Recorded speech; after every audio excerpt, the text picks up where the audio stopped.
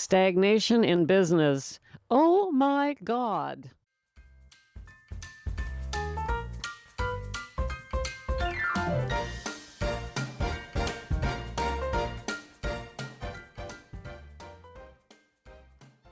Hello, gals, and welcome to Sober CEO, the Friday edition of Sober Living Snippets, where we live alcohol-free so we can build our businesses and heal our emotions and our relationships and feel youthful again. I'm Becca Jacobson, and I have a snippet for you. A snippet specifically designed for the Sober CEO, or shall we say, the online entrepreneur, the woman who's building that online business. We like to call ourselves the CEO of our businesses, don't we? I know I do, even though in the traditional sense, that's not quite what we are. But anyway, onward and upward, gals. Today I'm going to talk to you about stagnation in business and the role that alcohol is playing on with that.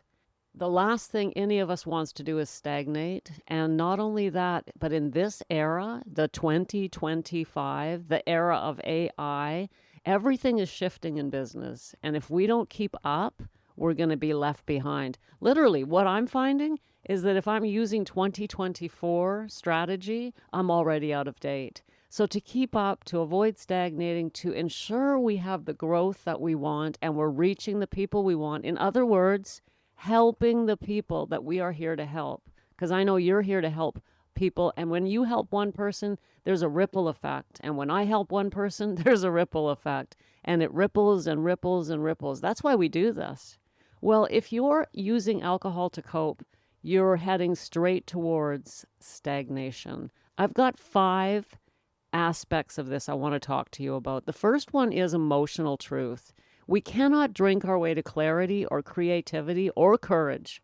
Sure, it feels like it's helping. It feels like our creative juices are flowing after a couple of glasses of wine.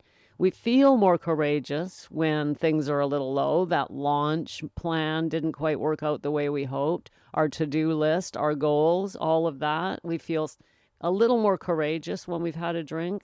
Or, as usual, we use it to unwind, to give our minds a break from the constantly thinking about our business, our clients, and our desired outcomes. Alcohol will not help with this. It can feel like you're taking a break, but it's not. It's actually a slow freeze. A slow freeze, which will lead to what? Stagnation. That's right. Next, let's talk about routines and how alcohol keeps us trapped in routines. And not only that, but the routines are not necessarily working, but we don't have the energy or wherewithal to change or recognize that or change the routines. Drinking's not always about chaos. It actually helps us to just slip into numbing routines that look fine. Here we are doing the same routines. We're showing up, we're working, but nothing's moving. Alcohol can be very numbing, and it keeps us from moving in creative, energetic, heart-soaring ways. I don't know if heart-soaring is a word, but I like it. In order to grow our businesses, we need creativity, and we need personal growth. Personal growth. You know what? Our businesses will grow as much as we grow. We can't stay stagnant and expect our businesses to grow. They reflect who we are. And alcohol will keep you from growing as a human. That's why the basic foundation of sobriety coaching is personal development. That's why here on the Snippets, we look at personal development books. It's why we're always talking about mindset, because personal growth equals freedom from alcohol. It's not about the alcohol. It's because we need to grow as humans. And when you add a business on top of that, your business will reflect your own stagnation, your own personal stagnation. We don't need more strategy. We need access to our intuition to grow that business, especially for heart-centered women building businesses.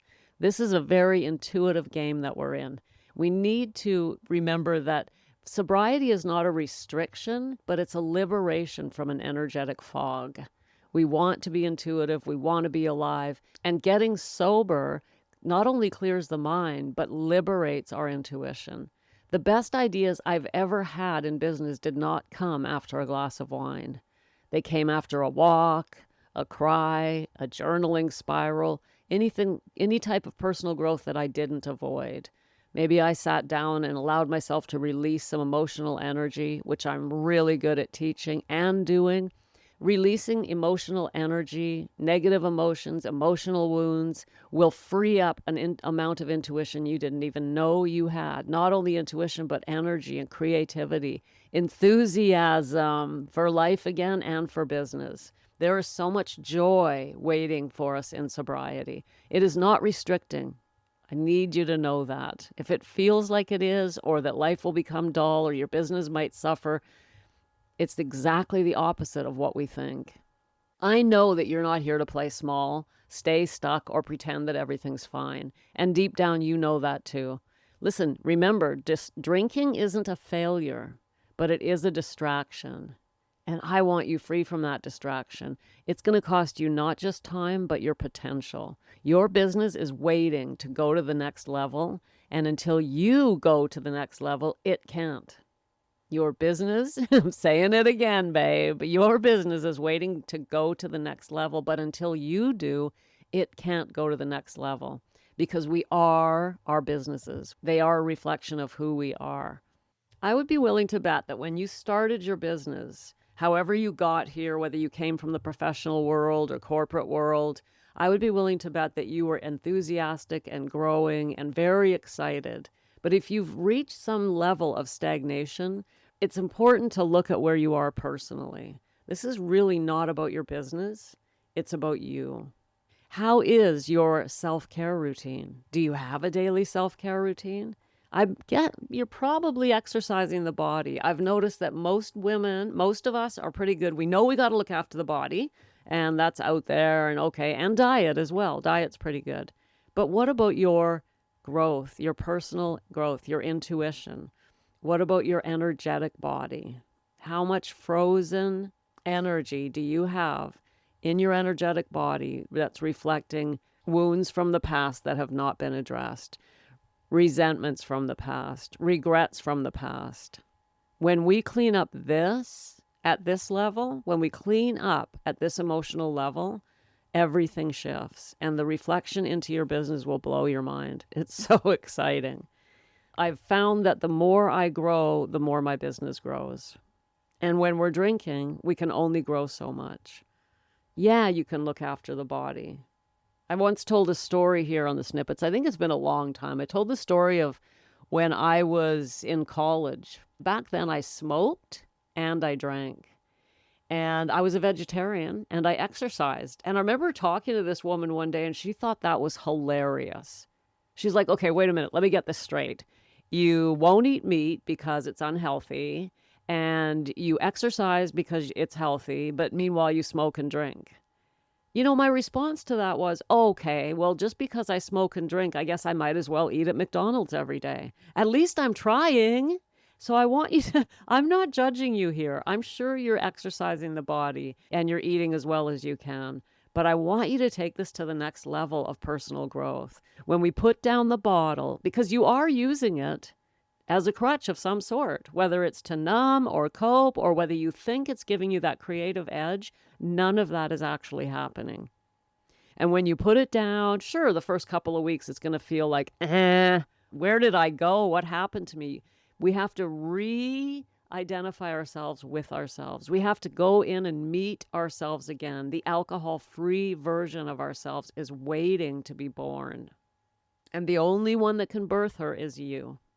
And it starts by deciding, I'm going to try this. I'm going to try this alcohol-free stuff and I'm going to see what happens.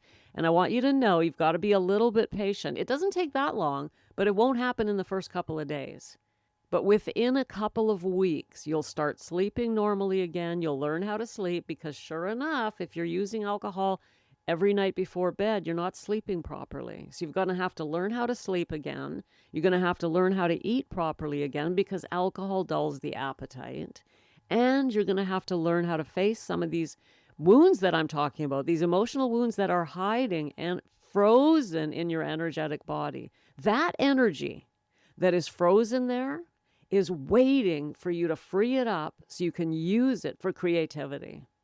Every piece of energy that we have frozen through negative wounds or negative thoughts is energy that can be freed up to be used. When I found that out, I couldn't believe it. I just couldn't believe it. We have a certain amount of energy. Let's say we have 100 units of energy, just to make it clearer.